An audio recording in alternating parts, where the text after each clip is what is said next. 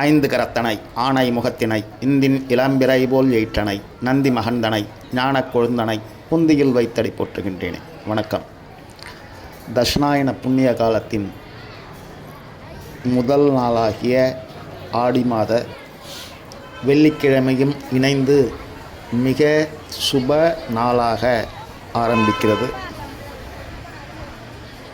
மிகவும் சுப நாளாக இந்த வருடம் ஆடி மாதம் ஆரம்பமாகுது.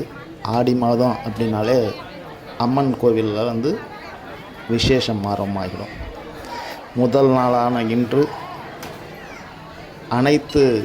அனைத்து அம்மன் ஆலயங்களிலும் மிக அதிக பக்தர்களுடைய கூட்டம் அலைமோதி கொண்டிருக்கிறது. சிறுவச்சூர் சிம்மவாகினி மதுரகாளி அம்மன் ஆலயத்தில் பக்தர்கள் கூட்டம் அலைமோதி கொண்டிருக்கக்கூடிய இந்த பதிவை பார்த்து கொண்டிருக்கிறீர்கள். ஆடி மாதம் தேவர்களுடைய மாலை பொழுது, அந்திப்பொழுது. நமக்கு மேலான ஒரு இறை சக்தியை பகல் முழுதும் நாம் நம்முடைய வேலையை பார்த்துட்டு எப்படி சாயங்காலம் வீட்டில் வந்த உடனே நம்முடைய தாயார் நம்மை சவரசனை பண்ணுவாங்களோ, நம்முடைய உடல் களைப்பை போக்குவதற்காக நம்முடைய வீட்டில் இருக்கக்கூடிய அம்மா என்ன செய்வாங்களோ அதை போன்ற ஒரு நிகழ்வு தான் இந்த ஆடி மாதம்.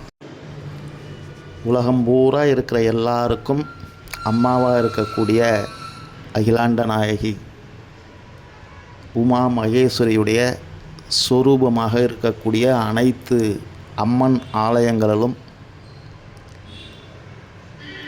பக்தர்கள் அந்த அம்மாவோட குழந்தைங்க நம்முடைய சிரம பரிகாரத்திற்கான ஒரு விஷயமாக இதை நம்ம எடுத்துக்கணும். உழைச்சி களைச்சிட்டு வர்றோம் இல்லையா, உழைத்து களைத்து வரக்கூடிய நம்மளை ஆசுவாசப்படுத்தக்கூடிய ஒரு நிகழ்வு இது ஆடி மாதம். அதனால தான் அம்மன் ஆலயங்களில் பக்தர்களுடைய கூட்டமும் நிரம்பி வழியுது. ஆடி மாதத்தில் சாயங்கால நேரமாக நினச்சிவாங்க, நம்ம பகல் முழுவதும் உழைத்து களைத்து வரக்கூடிய நாம் நம்முடைய தாயாரிடம் சென்று அவருடைய அன்பை பெறுவதால் அந்த களைப்பெல்லாம் பறந்து போயிடும். அந்த உடல் உழைத்த உழைப்பு, அந்த களைப்பு அதெல்லாம் தீர்ந்துடும். இந்த உடல் உழைப்பும் களைப்பும் என்பது நம்முடைய கஷ்டத்தை குறிக்கிறது. அந்த கஷ்டத்தை எல்லாத்தையும் அம்மா போக்கிடுவாங்க. நமக்கான ஒரு ஆறுதலை இந்த ஆடி மாத தரிசனம், தாயோட தரிசனம். ஆடி மாத தரிசனம் தாயின் தரிசனம். அவங்கள பார்த்துட்டு நம்முடைய களைப்பை போக்கிக் கொள்வோம், நம்மளுடைய கஷ்டத்தை போக்கிக் கொள்வோம். குலதெய்வ அருளை பெறுவோம். இந்த ஆடி மாதத்தில் குலதெய்வ கோவிலுக்கு எல்லோரும் போயிட்டு வாங்க. முடிஞ்சவங்க எல்லோரும் எப்பெல்லாம் சந்தர்ப்பம் கிடைக்குதோ அப்போல்லாம் குலதெய்வ வழிபாடை அந்த கோவில் வாசலில் போய் நில்லுங்க. நம்மளுடைய மூதாதையர்கள் தலைமுறையாக வழிபட்டு வந்த ஒரு ஆலயம் அதுதான் குலதெய்வம். அதுதான் முதல் அம்மா. அந்த அம்மாகிட்ட போய் நிற்போம். அந்த குலதெய்வம் என்ற தாயிடம் போய் நிற்போம். குலதெய்வம் ஆண் கடவுளாக இருந்தாலும் அவர் தாயாக தான் செயல்படுவார். தாயுமான சுவாமி, அது சக்தி சொரூபம்.